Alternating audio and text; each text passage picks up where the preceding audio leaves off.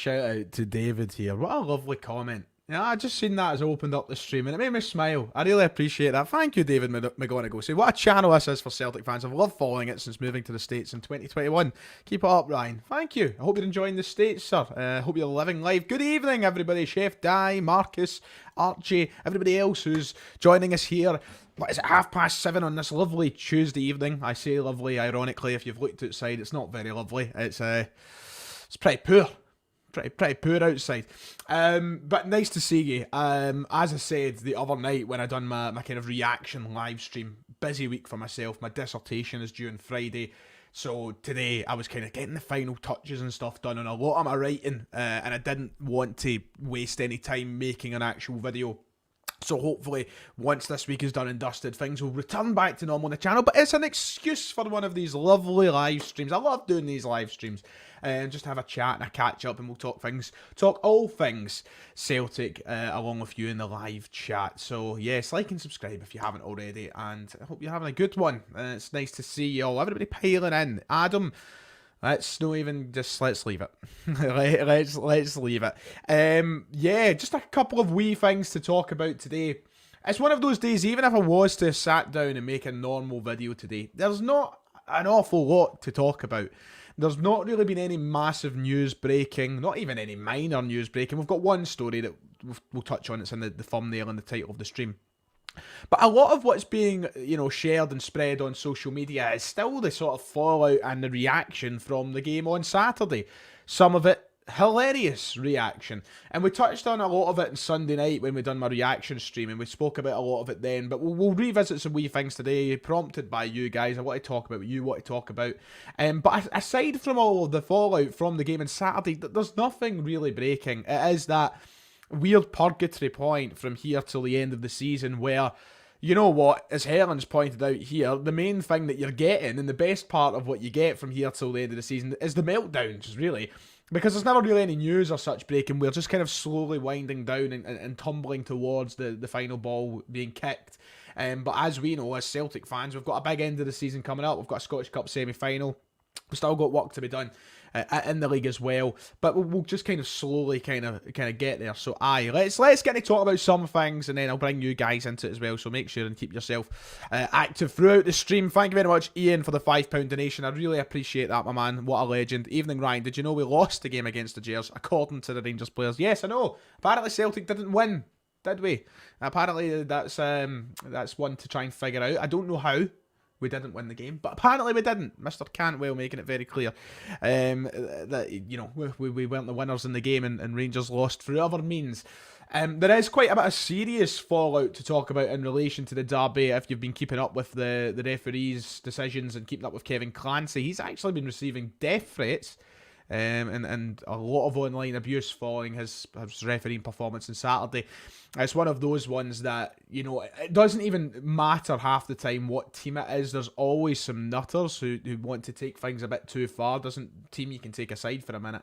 But I think that's just a dramatic overreaction from some folk in regards to the game on Saturday. Look, you either agree or disagree with the referee's decisions, but death threats, Christ. I think we're taking it a little bit too far.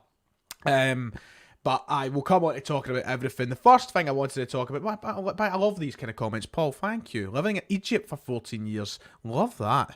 Lovely. Lucky for some. Egypt. I actually have a couple of mates who are of Egyptian descent. And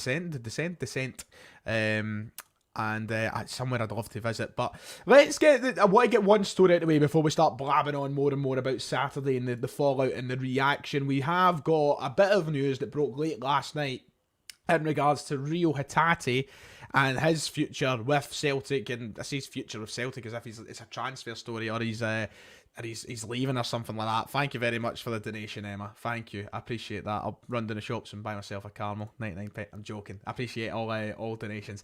But Rio Hatate, we've had an injury update on him. We've had a status update in regards to Rio Hatate. And that is that he will miss the game this weekend against Kilmarnock due to precautions. No point in rushing him back onto the plastic park this weekend. But it's looking very likely that we'll get him back for the derby game at Hampden in a couple of weeks' time, which I think we can all agree is the best news we could probably have hoped for. I think we'd love Hatate to be back as soon as possible, but let's not rush him back into the team. There was rumours, there was murmurs that maybe he could have been out until the end of the season and maybe his season was over, but Ange has rubbished that. Football Scotland reported it last night, and Ange Postecoglou commented saying, it's fair to say Rio won't make it next week, but he won't be out long term. It's just a case of making sure he's ready to go. Rio has been fantastic for us. He's always performed very well for us in big derby games. I think if you look back chronologically at the year, whenever we need a contribution from people, we have always had it. So yeah, he will be out this weekend. We've had that confirmed. He won't be at Rugby Park. It's the smartest thing to do. Obviously, we know how difficult it is for a lot of players to actually play on these plastic pitches. If you remember, just as recent as someone like Jozo Simirovic, he played a couple of times, but he tended to stay out because he had problems with his knees. And the risk of picking up a knee injury on these pitches is very high compared to a grass park. And to bring Rio Hatate back from an injury which wasn't knee related, just hamstring related, to bring him back from a hamstring injury onto a plastic park so soon wouldn't be a good idea. Yes, we'll miss him. I think Kilmarnock is probably the kind of game that you would love Rio Hatate to be there for. Listen, we've seen how much we've missed him over the last couple of games. No denying it. He's been arguably our best player this season. We really do need him in that team, I think. But yeah, Kilmarnock, tough game to miss him. It's the smart thing to do. Let's keep him on the side. Honestly, yeah, I'd like him to probably play some football against Motherwell before he plays against Rangers, but the best thing to probably do is keep him on the side as much as possible until that game. He will be of paramount importance for that semi-final. Look, we've breezed off Rangers this year. We've not lost to them yet. We beat them at Celtic Park. We drew with them at Ibrox, beat them at Hampden, we beat them at Celtic Park again. But Hampden will be a tough game. It's Rangers' last chance saloon to try and get one over us this season in a meaningful game. The game at Ibrox means nothing now. It's a bit of pride on the line, as you usually get with these derby games. They always mean something, but in the grand scheme of things, it's the last meaningful derby game. Rangers will be desperate to knock us out the cup and stop us from winning a treble, just like they did last year. You want Hatate in for those games. The best chance of maximising his effect in that game come April 30th, leave him out. Leave him out for Kelly. Maybe see a little bit of him against Motherwell, but let's just not take any risks. So Ange Postecoglou has confirmed that he's not out for the rest of the season. There will be an opportunity for him to come back into the squad, maybe before the derby game, but it certainly won't be this weekend against Kilmarnock. So that's pretty much the only news that there's been over the last couple of nights. There's not been too much.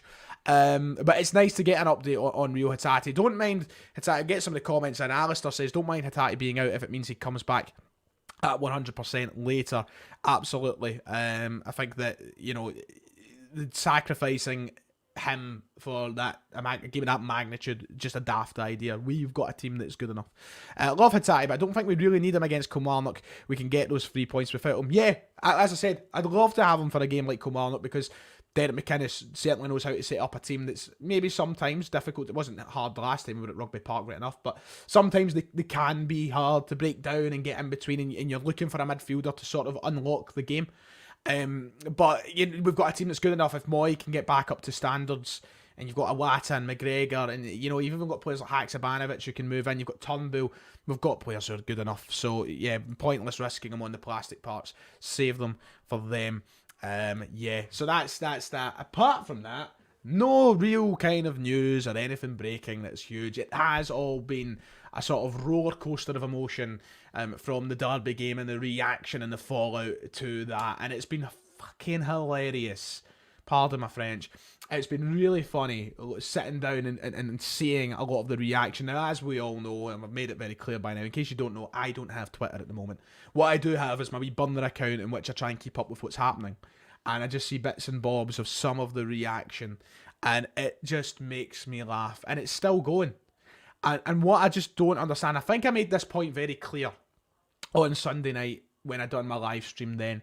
If I made it very clear then, but I just want to make it very clear now once again. Rangers as a football club and their players and their squad need to learn how to, as The Rock would say, know their role and shut their mouth. Because it's making absolutely no sense. These comments, Tavernier coming out saying it'll be a different game next time, and Cantwell saying this and that, and the manager saying this. Shut up. Just save yourself the hassle.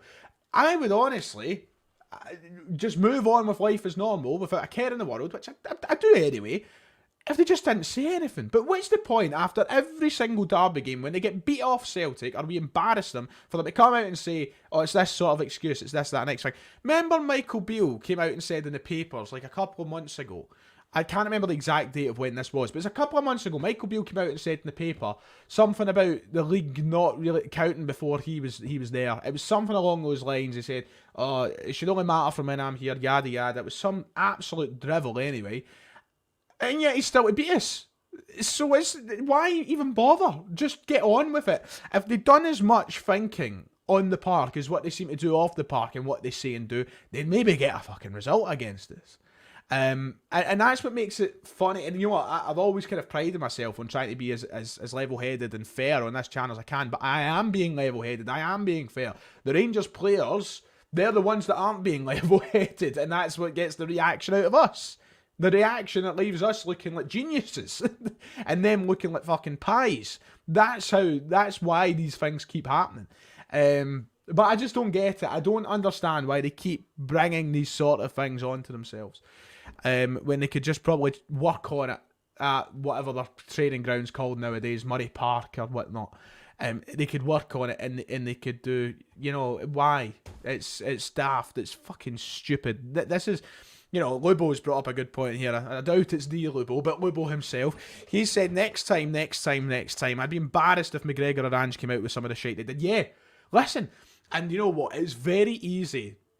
It's a point that I've wanted to make, and I've not actually... I don't think I've made this point yet. You know, it's very easy when you're the one on the good side of things and the shoe's on the other foot. You know, it's very easy to sit here and go, oh, I'd be embarrassed. Oh, I'd say this, I'd say that. But I generally would, because we've been there, we've done that. I can't speak for every Celtic fan, I never do, but I can speak for myself in saying we have been there and I've been there. When Neil Lennon was coming out with shite week after week and he was making no sense and he was embarrassing us and he was coming up with excuses, I called it out for what it was, shite. and I didn't hide it. I didn't try and mask it with anything. I was bluntly honest. If McGregor or Ange Postecoglou, which they've not had to and hopefully never will need to, if they were to come out with half the absolute drivel that Michael Beale and James Tavernier come out with, I'd be humiliated. I don't know if I'd go as far as to say I'd call for their heads and I'd call for them to be sacked or let go or whatnot. I don't think I'd go as far as that. But what I will say is I would call out the embarrassment. And that's the fucking difference between the squads, I think. And I think that's one of the massive differences between Celtic and Rangers at the minute. I think that the Celtic team like to do their talking in the park, and they always have done their talking in the park since Ange just came in. Because if you remember, we've not always been in this position. We were 9 points behind last season, but we didn't come out with excuses and we didn't come out with quotes that would come back smack us in the face. No, we were patient, we bided our time, we worked hard, and we kept looking ahead to the next game, not the next Rangers game, not the next Derby game, and we didn't come up with drivel. You know, we focused on our own camp and we done things quietly. And that's the reason Rangers collapsed last season and Celtic took advantage of it, because one mob got ahead of themselves and the other just bided their time and got on with the job. And that's why I see I think that right now there's a fundamental issue at Rangers Football Club that goes from the very top to the very bottom. It stretches across the senior management. It stretches across the actual management and the coaching side of things. The squad, the women's squad, the B team squad. Christ, the last B team derby they had 3 men sent off. The women's derby, they have their assistant manager headbutting our manager.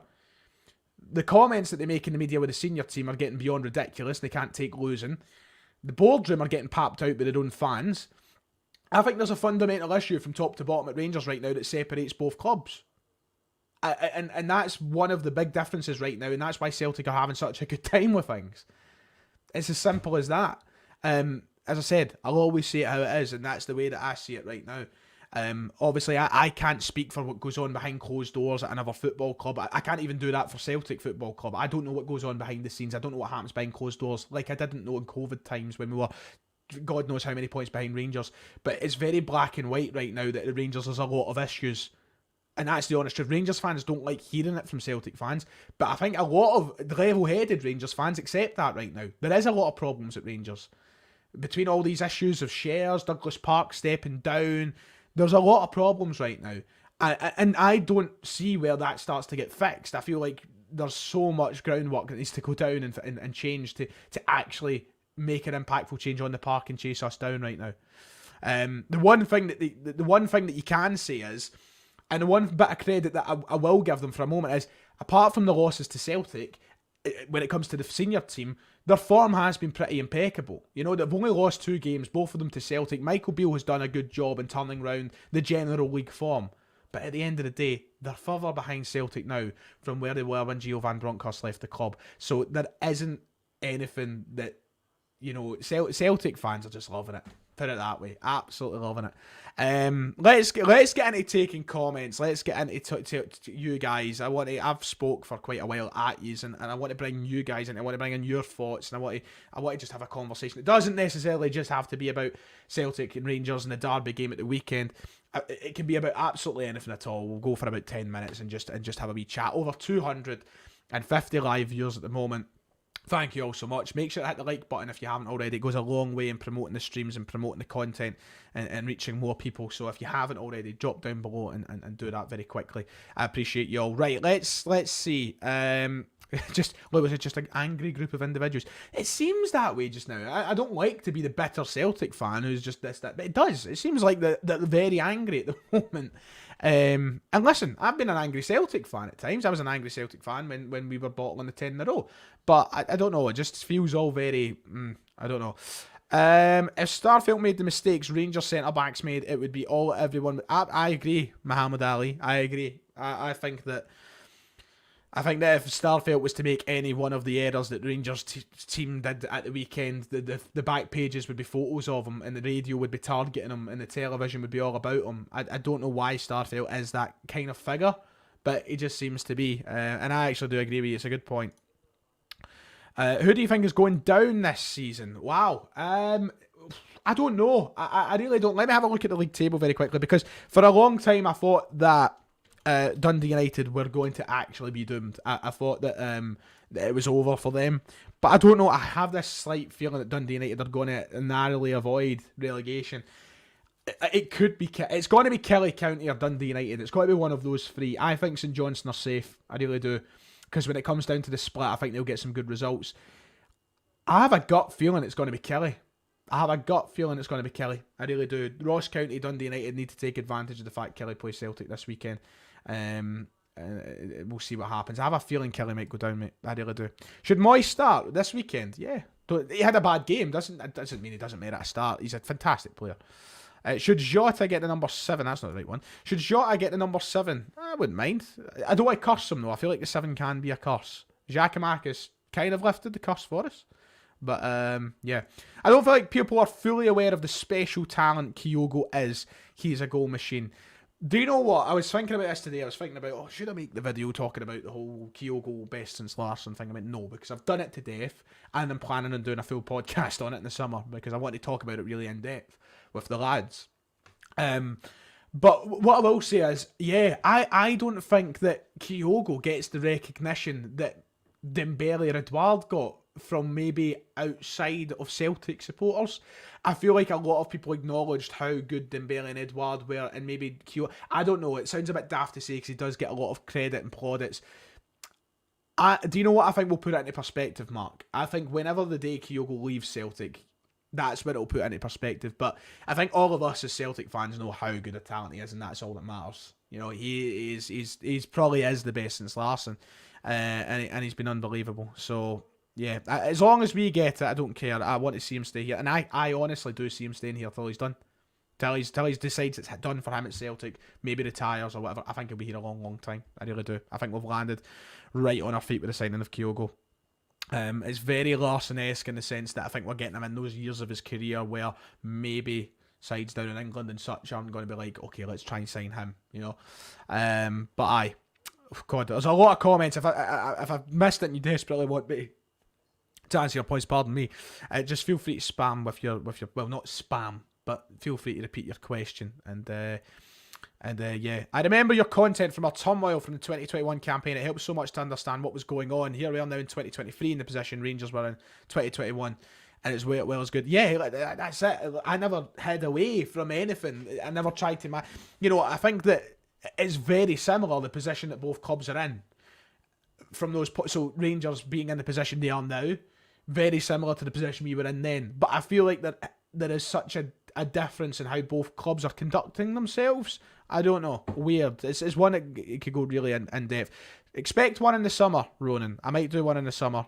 It's been a while. I don't think I've done one since the COVID season, genuinely. So a wee updated kit collection video could be good. Let's see.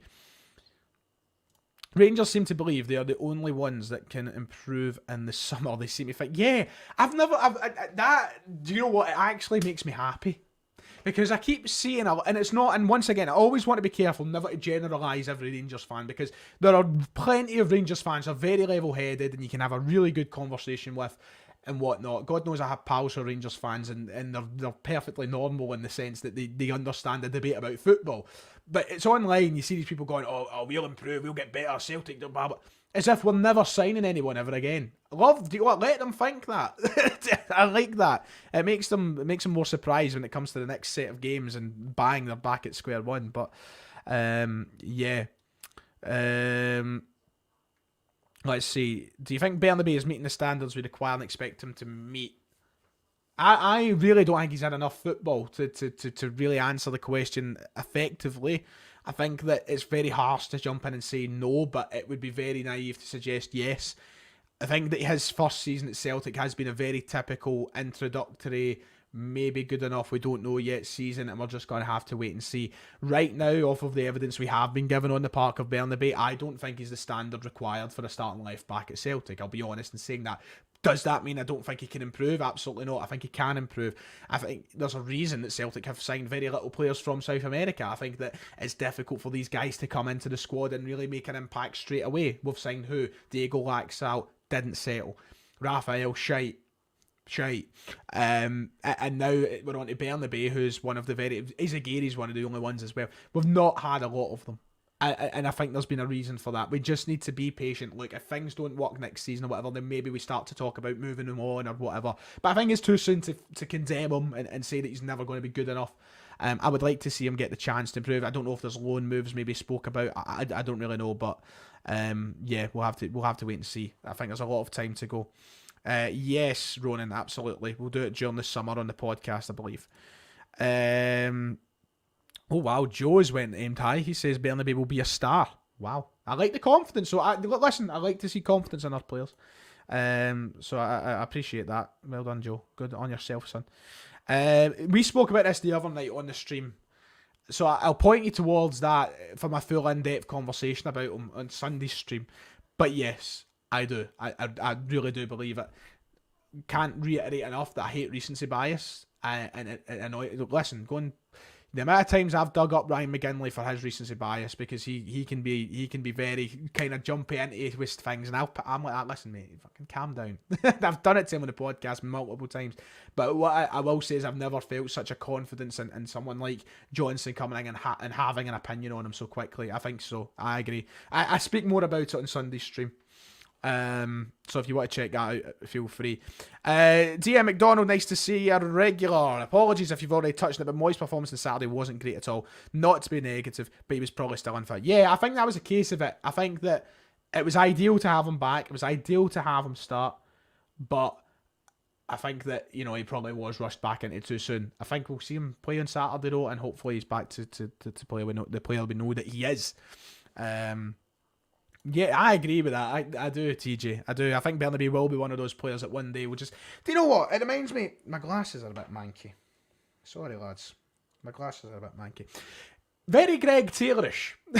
I genuinely think he'll have a very similar path to what Taylor's had at Celtic. Taylor, it took a while to prove his worth, to really get going, but we bided our time, we were patient, and it worked out for Taylor. We're now getting the absolute best out of him.